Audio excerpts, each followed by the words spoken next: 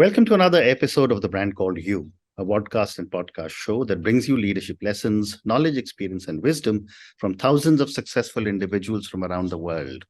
I'm your host, Ashutosh Garg, and today I'm privileged to welcome a very, very accomplished author, life coach, back to The Brand Called You for a second time. He was with us in season 1 from India, Mr. Hasnain Waris. Hasnain, welcome to the show. Thank you, Ashutosh. Thank you for giving me opportunity once again and talk about my new book. Thank you. Hasnain is a certified spiritual coach, a life coach, NLP, EFT, and LND professional. He's an author, and all of you know that I've always been very partial to authors. He's an author of a book titled God, Your Free Wi-Fi Connection. So, Hasnain, before we talk about your book, tell me very briefly your own journey. Okay, in a nutshell, if you ask me to give a phrase, I would phrase it like brands to Brahm. So I spent good 20 years in advertising. And from there, I think I saw my high point in Mudra, Mumbai. And after that, I got saturated in some way. And I found that there is a deeper calling that I have been resisting all that while. Maybe I was, mistaking, creative kicks for spiritual, kicks. Right. And that realization, like that resistance, saw its saturation over there. And then I came back, and today I am working partly as a consultant with NGOs. Maybe my capacity as a communication professional and my bend of mine as a humanitarian now or a spiritualist suits that. So I'm a consultant with NGOs, and I do my spiritual retreats and, write these odd books once in a while and talk to youngsters essentially about spirituality. Fantastic. And one more question before we move to your book. How do you define the role of a spiritual coach? Okay.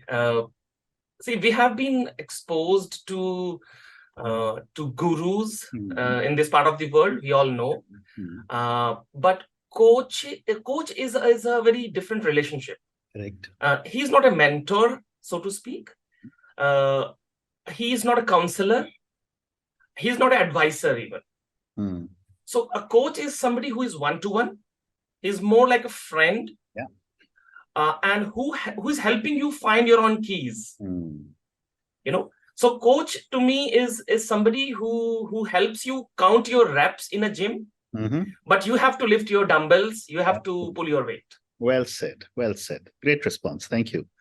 So let's talk about your book, God, Your Free Wi-Fi Connection. And I'm going to ask all our viewers and listeners to go and check out Hasnain Waris's book, God, Your Free Wi-Fi Connection. I'm going to check it out myself. So tell me, Hasnain, what inspired you to write this book?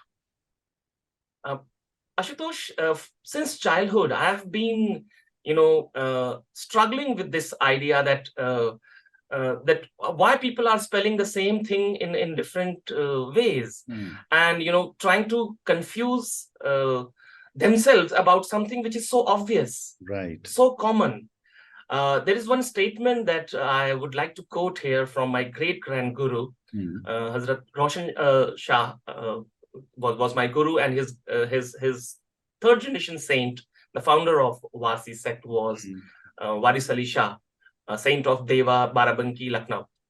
And he said, "Agar ishq hoga, to mandir mein wahi dekhoge, jise masjid mein dekhne ka dawa karte ho." Very, very good. Very strong and very powerful, deep words. Yeah.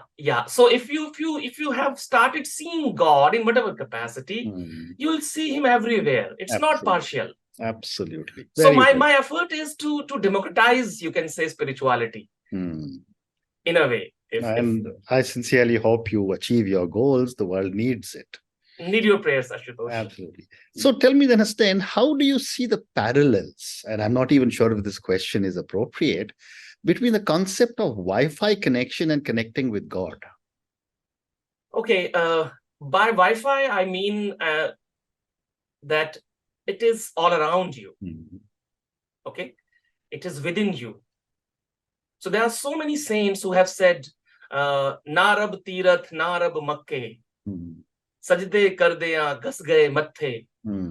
So they have openly said, I didn't find him mosque, I didn't find him in temple, I didn't find him in church. But not a single saint ever quoted that I looked within and I didn't find him. Absolutely. So this is coming from there. I see humans as God perceiving instruments. And Wi-Fi is something which came closest to me as an analogy, because we look for Wi-Fis everywhere. Yeah. So we have the capacity to connect. And if we are on, we look for our connections. Very interesting. Very well said. And Hasnain, for those unfamiliar, can you explain the fundamental principles of Gyan Yoga and Bhakti Yoga? Okay, so I'm one of the fortunate Muslims who had the privilege of reading all the scriptures, including Gita. So it is more familiar as far as language is concerned to me than Quran even, because it is in Sanskrit and Hindi and local nuances are there. So it's easier for me to understand and comprehend. Right. So I picked this from Gita only, and in my book I have given a chart where all 4 yoga paths are there. So why I mentioned that Gyan Yoga is actually something which suits the intellectuals more. And in today's time and age, the modern seeker is more familiar with binging content and reading a lot. So this is our starting point. So I found that maybe Gyan Yoga suits our taste more as a starting point. And Bhakti Yoga, why I mentioned, because we have a legacy of gurus and realized souls in India. And, so Bhakti Yoga to me is the easiest path, is the shortest cut, you can say. Because here, all you have to do is emulate the state of the guru. That's the ultimate thing. Correct.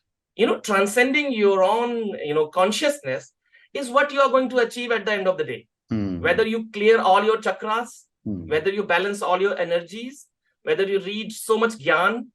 So eating apple is not same as reading about apple. But yes, reading about apple may be the starting point. Very interesting. You have to experience it yourself. Yes. So both I have the capacity to bring you to that same state, one through reflection and reading and contemplation, the other through emulating the state of the guru.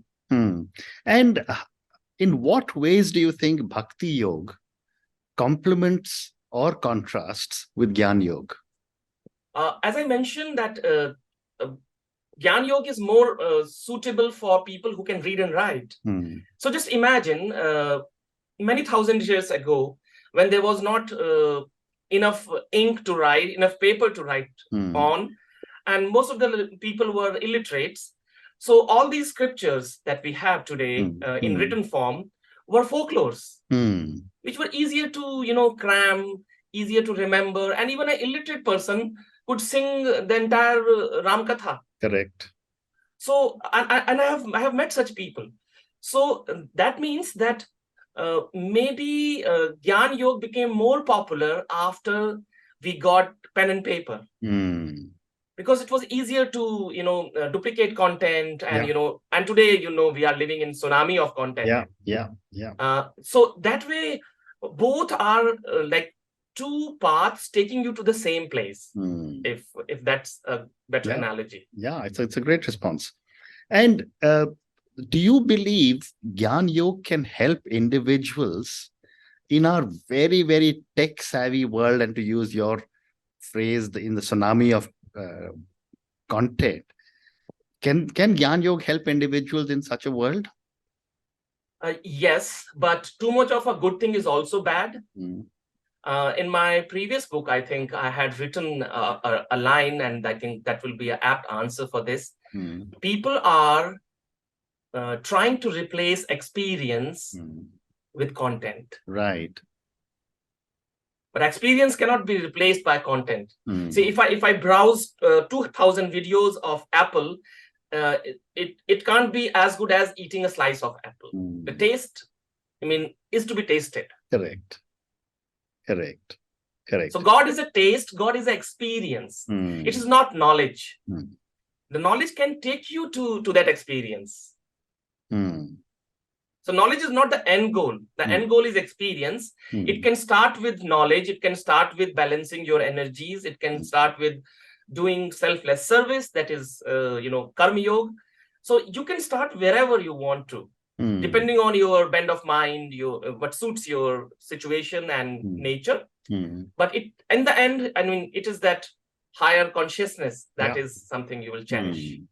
And given the amount of work that you have done, how can a young individual incorporate, the practices of Gyan or Bhakti Yoga, or even being able to aspire to understand God into their daily routines?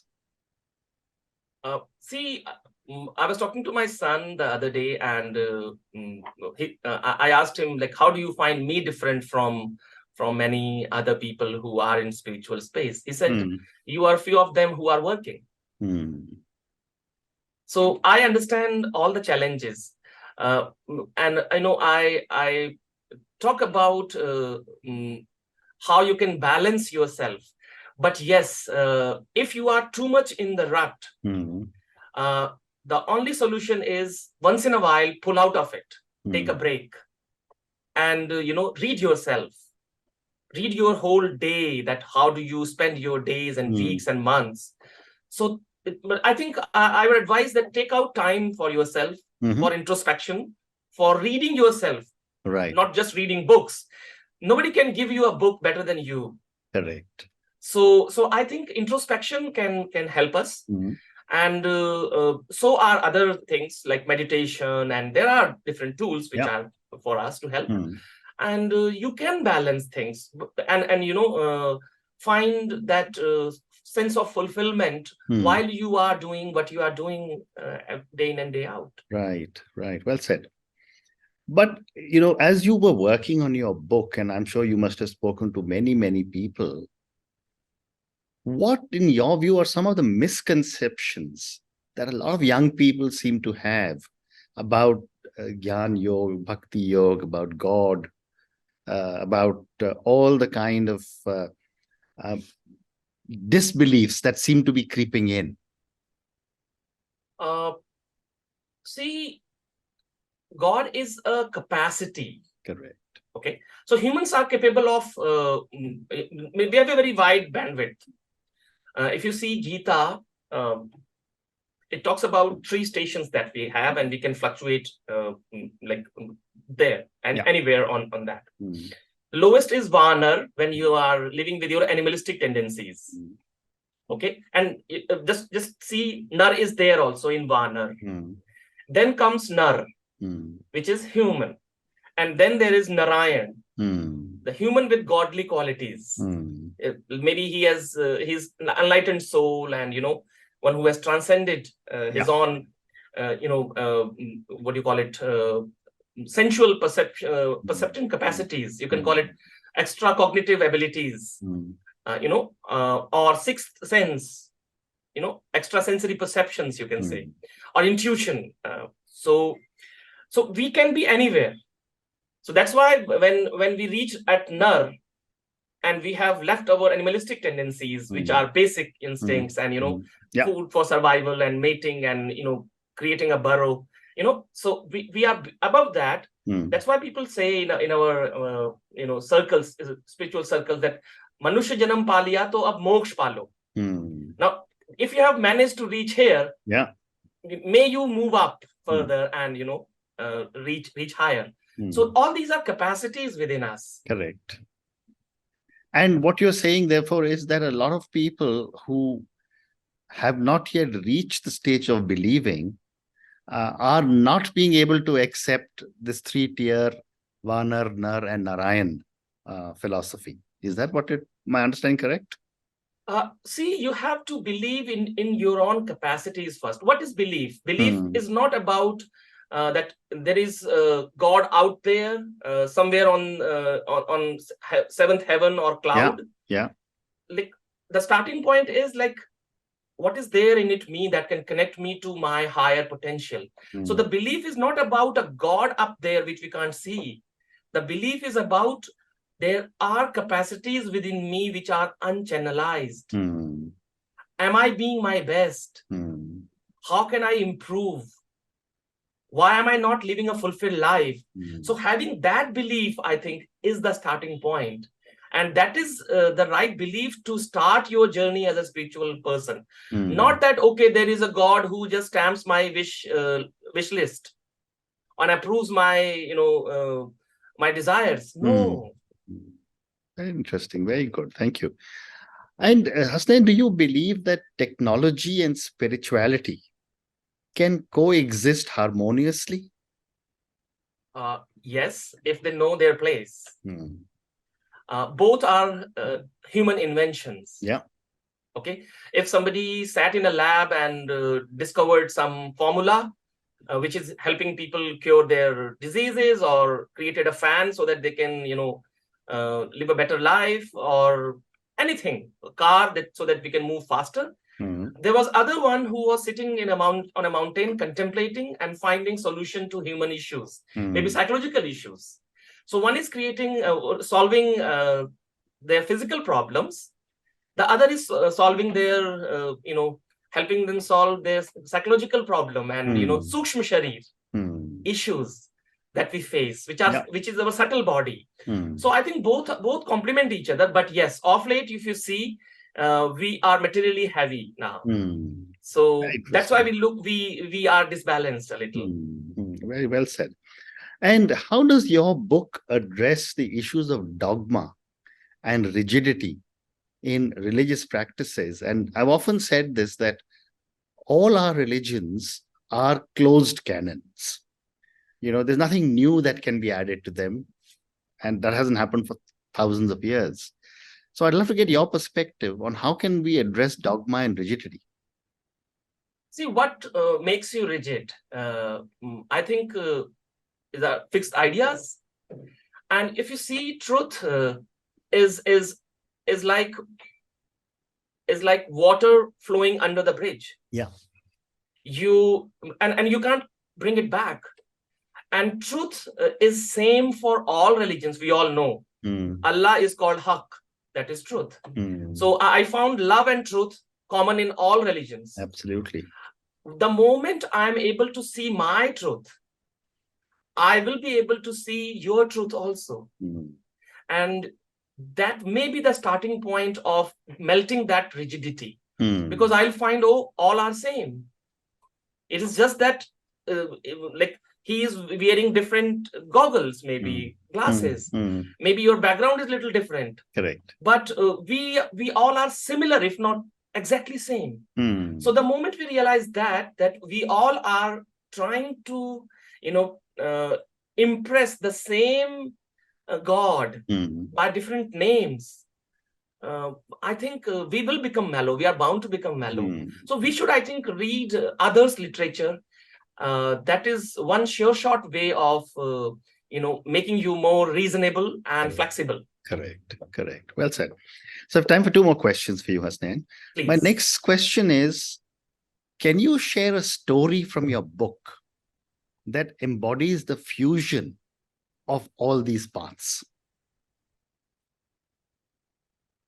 Okay. There was a story in my previous book also, and it looks very apt here. And it is by Rumi. It is not part of this book right now, but it sums up different paths. Yeah. And Rumi talks about 3-4 travelers who had gone on a journey, and they were putting up in a caravanserai. And so one person comes and gives them a gold coin. And they think, okay, I would buy angur with this. The other one says, no, I want uzum. The third one says, astafil. And one said, no, I want grapes. And they started fighting. No, how can you have your fruit and not mine, this, that. And there was one linguist who was passing by.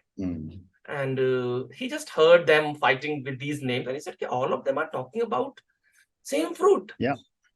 And he said, okay, I can solve your issue. So they stopped fighting and they said, how can you do that? He said, give me the money.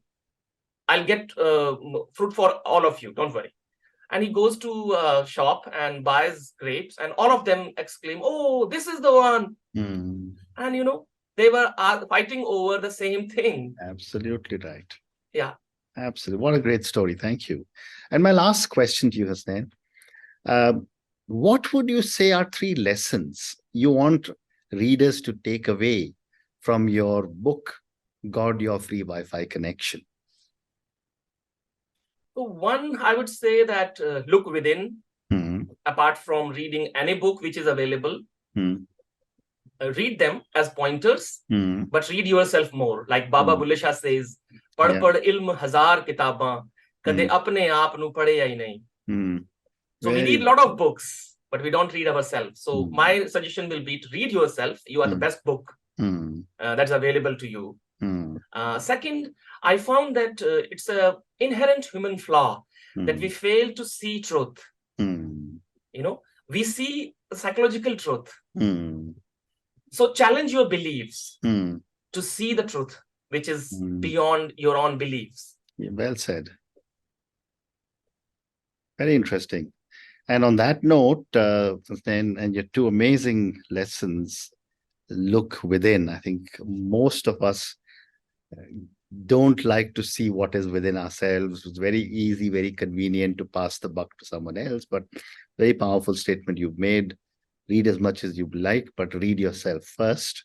Second, you said was that we fail to see the truth, but that's also because we don't challenge our own truth.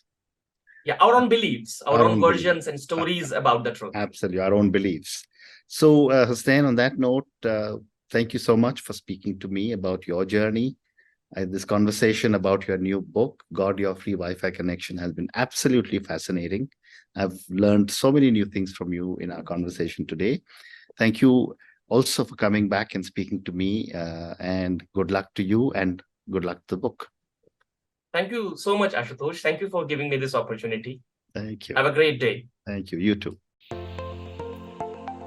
Thank you for listening to the Brand Called You videocast and podcast, a platform that brings you knowledge, experience, and wisdom of hundreds of successful individuals from around the world. Do visit our website www.tbcy.in to watch and listen to the stories of many more individuals. You can also follow us on YouTube, Facebook, Instagram, and Twitter. Just search for the Brand Called You.